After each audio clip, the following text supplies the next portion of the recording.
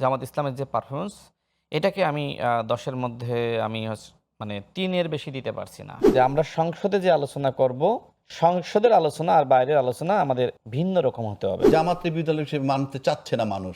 এই মানুষগুলো কারা?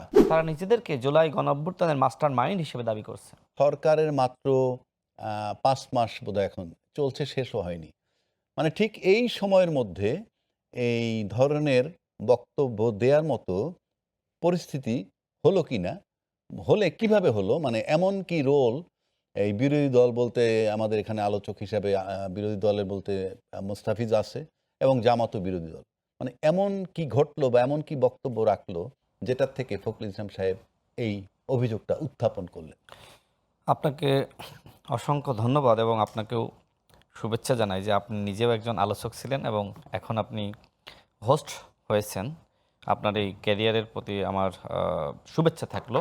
আশা করি এই যাত্রায়ও আপনি সফল হবেন, যেমনিভাবে আপনি একজন সফল আলোচক, একই সাথে একজন আইনজীবী। আমার যে বক্তব্য শোনেন, এই মুহূর্তে যারা আসলে অপোজিশনে রয়েছে, তাদেরকে মানুষ অপোজিশন হিসেবে ওই অর্থে মানতে পারতেছে না। তাদের কাছ থেকে দেশের জনগণ অনেক কিছু প্রত্যাশা করেছিল। যদিও অনেকে এনসিপির যে ৬ জন সংসদে আছে তাদের নিয়ে প্রশংসা করে, তবে এই প্রশংসা আবার জামাতের অন্তর্জালার কারণ। জামাতের এমপিদের সংসদে যে ভূমিকা, সেটি অত্যন্ত দুর্বল ভূমিকা। আমি মনে করি জাতীয় পার্টির এমপিরা যেভাবে ভূমিকা রাখতে পারতেন, জামাতের এমপিরা তার থেকেও দুর্বলভাবে নিজেদেরকে তুলে ধরছে, যে কারণে জামাতকে দেশের মানুষ বিরোধী দল হিসেবে মনে করতে পারছে না। দেখেন, আরেকটি বিষয় হলো যে জামাতের আমির তিনি কিন্তু সংসদে বলেছেন যে আমরা সংসদে যে আলোচনা করব, সংসদের আলোচনা আর বাইরের আলোচনা আমাদের ভিন্ন রকম হতে হবে। বাইরে আমরা অনেক কথা বলবো, কিন্তু সেটা আবার সংসদে আলোচনা করব না। নিশ্চয়ই আমাদের মাননীয় মন্ত্রী জনাব মির্জা ফখরুল ইসলাম আলমগীর সাহেব সেটি বললেন যে আপনারা সংসদে আসেন, আমরা আলোচনা করি, কথা বলি। কিন্তু সংসদে আপনি মিষ্টি ভাষায় কথা বলবেন, আপনি এরকম একটা ভান করবেন যে আপনি মনে হয় মাছ উল্টিয়েও খাইতে পারেন না। আচ্ছা, আমি মাঝখানে কিন্তু মাঝখানে আমি একটা প্রশ্ন করি। আপনি বলছেন মানে জামাত পার্টিকুলার জামাতের কথা বলেন, বিরোধী দল হিসাবে তাদেরকে মানুষ গ্রহণ করতেছে না, এটা একটা কথা বলছেন। আরেকটা বললেন জাতীয় পার্টির চেয়েও তাদের অবস্থা খারাপ, মানে জাতীয় পার্টি যেভাবে ছিল। কিন্তু আপনি আমরা বোধহয় সবাই মানে বিরোধী দল হিসেবে জাতীয় পার্টি কিন্তু গৃহপালিত জাতীয় বিরোধী দল বলতাম, বা আপনারাও বলতেন বিরোধী দল, মানে গৃহপালিত বিরোধী দল। পাশাপাশি জামাতে বিরোধী দল হিসেবে মানতে চাচ্ছে না মানুষ। এই মানুষগুলো কারা?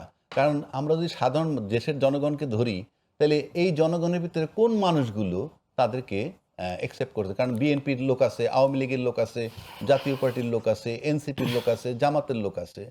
জামাতের লোক জামাতের সমর্থন করবে, তাহলে কোন মানুষগুলো তাদেরকে? আচ্ছা, শোনেন, জামাতের লোক বলতে যারা জামাতের কর্মী তারা না, দলের বাইরেও আহ, একটা অংশ থাকে যারা প্রকৃতপক্ষে সম্ভাবনা দেখে একটা দলকে ভোট দেয়। নির্বাচনের আগে মানুষ মনে করেছিল যে এদেশের শিক্ষিত মানুষ জামাত এবং শিবির করে এবং তারা ভালো ডিবেট করতে পারে, তারা এদেশের সংবিধান আইন সম্পর্কে ভালো জানে। সেই বিশ্বাস আমার কাছে মনে হয় আপনারও ছিল। কিন্তু জাতীয় সংসদে তাদের যে দুর্বল ভূমিকা, আমি সেটাই বলেছি যে আইন সংবিধান এটি নিয়ে জাতীয় পার্টির এমপিদের যে ধরনের জ্ঞান ছিল, জামাতের এমপিদের তার ধারে কাছেও নাই। আমি সেটাই বলেছি। এই জন্য জামাতের কাছ থেকে মানুষের যে প্রত্যাশা পূরণ হচ্ছে না। তো যে সময় আসলে একটি শক্তিশালী বিরোধী দল বাংলাদেশে থাকবে না, সে সময় কিন্তু গণতন্ত্রের জন্য হুমকি হবে, ক্ষতি হবে। যে কারণে যে দল প্রকৃতপক্ষে রাষ্ট্র পুনর্গঠন, রাষ্ট্রের পরিবর্তন এবং একই সাথে গণ অভ্যুত্থানের যে আহ, শক্তি, সেই শক্তিকে এগিয়ে নিয়ে যাওয়ার জন্য কাজ করবে। আমার কাছে মনে হয় এক্ষেত্রে এখনো পর্যন্ত আজ অবধি জামাত ইসলামের যে পারফরমেন্স, এটাকে আমি ১০-এর মধ্যে আমি মানে ৩ এর বেশি দিতে পারছি না। হ্যাঁ, এনসিপি ভালো করছে, আমি আগেই বলেছি যে এনসিপির এমপি তারা সংখ্যায় খুব কম, কিন্তু সংসদে তারা ভালো গুরুত্বপূর্ণ ভূমিকা রাখছে। ঠিক একইভাবে যদি জামাত ইসলাম রাখতে পারত, তাহলে এই বিরোধী দলকে মানুষ আওয়ামী লীগের বলা যায় যে ওইরকম একটি বিরোধী দল হিসেবে মনে করত।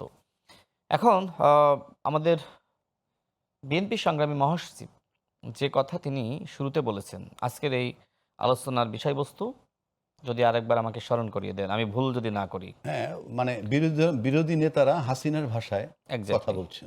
তো আমি এটাই মনে ছিল, তারপরে আমি শিওর হলাম। দেখেন, শেখ হাসিনা যে ভাষায় মানে কথা বলতো, তাই না, এদেশের যারা অপোজিশনে ছিল বা যারা মজলুম ছিল তাদেরকে তিনি একদমই গুরুত্ব দিতেন না।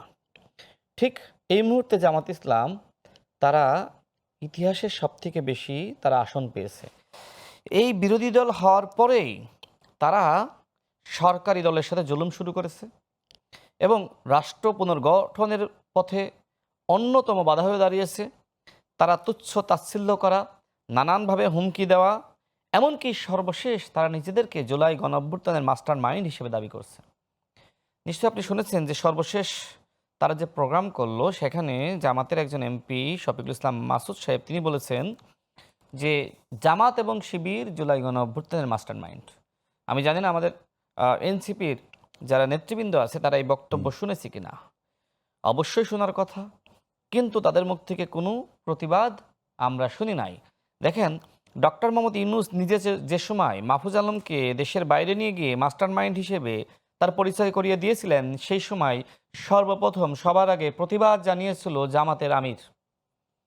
তিনি বলেছিলেন যে কোনো ব্যক্তিকে মাস্টার মাইন্ড হিসেবে পরিচয় করিয়ে দেওয়া মানে অন্যদের অবদানকে খাটো করা। সেই জামাত আজকে ডক্টর মোহাম্মদ ইউনূসের পথেই তো হাঁটছে। তারা প্রতিবাদ জানাইলো, আবার তারা এখন নিজেদেরকে মাস্টার মাইন্ড হিসেবে দাবি করছে।